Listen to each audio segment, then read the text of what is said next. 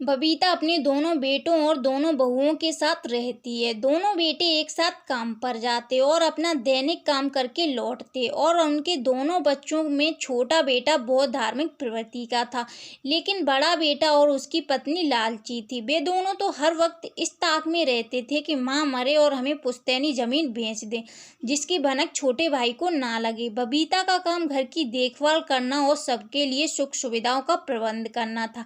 सब कुछ ठीक चल रहा होता है। अचानक एक दिन उसकी पड़ोसन, जिसका नाम रीता था, उनके घर आई। उसकी बड़ी बहू से बहुत गहरी दोस्ती थी। वे दोनों बातें करने लगी। कुछ ही देर में बड़ी बहू उसे अपने कमरे में ले गई। आज के जमाने की फैशन वाली औरत थी।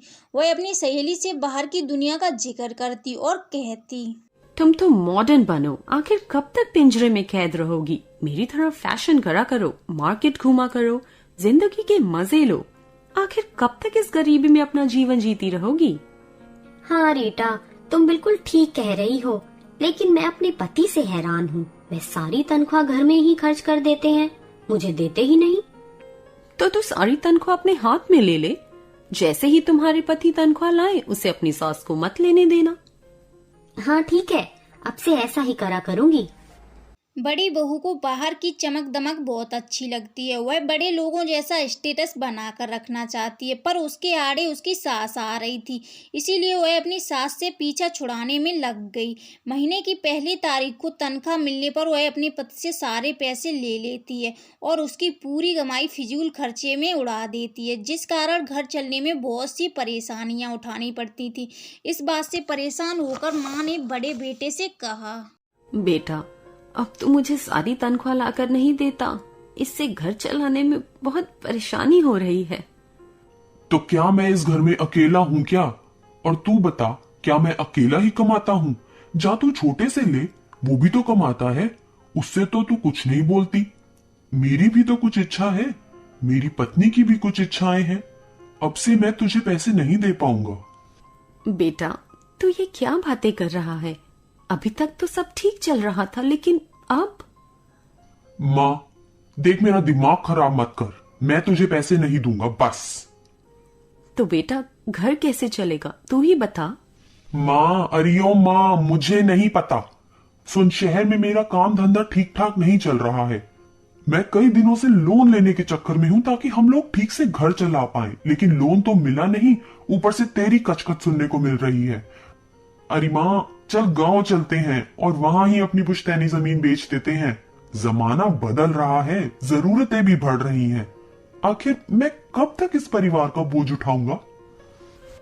अरे बेटा, तू ये क्या कह रहा है? हम क्या तुझ पर बोझ हैं बेटा? आज तेरे पिताजी जिंदा होते तो तुम लोगों को ये दिन नहीं देखना पड़ता। वे ही कुछ न कुछ व्यवस्था करके हम सबका पेट भर देते। नहीं जी, आप सही कह रहे हैं। क्या हम ही नौकर हैं इस घर के लिए? अब तो मैं इस घर में नहीं रहूंगी। उनकी बात सुनकर माँ की आंख से आंसू निकल जाते हैं और वो दीवार पर टंगी अपने पति की तस्वीर के पास जाकर कहती है, ये ही दिन देखने के लिए मैं जिंदा हूँ क्या? इससे अच्छा होता तो मुझे मौत आ जाए। उसका रोना सुनकर छोटा बेटा और उसकी बहू माँ को शांत कराने का प्रयास करते हैं। माँ, आप चिंता ना करें, हम दोनों आपको छोड़कर कभी भी कहीं नहीं जाएंगे। हाँ माँ, तू क्यों रो रही है? हम तुझे नहीं छोड़ेंगे। बड़े भैया और भाभी को जाना है जाएं, लेकिन हम तो तेरे साथ ही रहेंगे। तू रो मत माँ। अरे वाह वाह, मेरे श्रवण कुमार और उसकी बीवी, तुम दोनों तो महान हो। लगता है इस धरती पर तो तुम जैसा कोई मातृभक्त ही नहीं है। वाह रे वाह। हाँ भाभी, तू तो बहुत लालची है। तू हमारे साथ नहीं रहना चाहती? जा, तुझे जहाँ जाना है जा, हमें तेरी कोई जरूरत नहीं। तुम दोनों एक नंबर के लालची हो। चुप हो जा, नहीं तो मेरा हाथ उठ जाएगा तेरे ऊपर, नालायक, नाकारा, बीवी का गुलाम। खबरदार भैया, हाथ उठाने की बात मत करना, नहीं तो मेरा हाथ भी उठ जाएगा। दोनों में तकरार बढ़ती ही जा रही होती है। अरे तुम दोनों अपने में ही लड़ते रहोगे। पूरे फसाद की जड़ है तुम्हारी प्यारी माँ। माँ को घर से निकाल के आज फैसला कर ही लो कि ये किसके साथ रहेगी। अब हम इनके लिए तो खाना नहीं बना सकते भाई। मैं भी रात दिन काम करके बहुत थक जाती हूँ। इसलिए अब तो मैं फैसला करके रहूंगी। अगर माँ हमारे साथ रहना चाहती है, सारी जमीन हमारे नाम कर दे, तो ही हम इसे अपने साथ रखेंगे, नहीं तो ये अपना इंतजाम खुद ही कर ले, खुद ही सोच ले कि इसे क्या करना है। इधर माँ उन दोनों बेटों की लड़ाई और अपनी बहू की बात सुनती है और उसे बहुत दुख होता है। रोते रोते वह अपनी बड़ी बहू से बोलती है, जा जा जा, यहाँ से तुम दोनों चलो। मुझे तुम दोनों को अपने साथ नहीं रखना। और तेरा पति मुझसे जमीन की बात करता है। जा, तेरे हिस्से की जमीन तुझे देती हूँ, उसे बेच या फिर जाकर वहां बस जा, लेकिन मेरा अब तुम दोनों से कोई मतलब नहीं।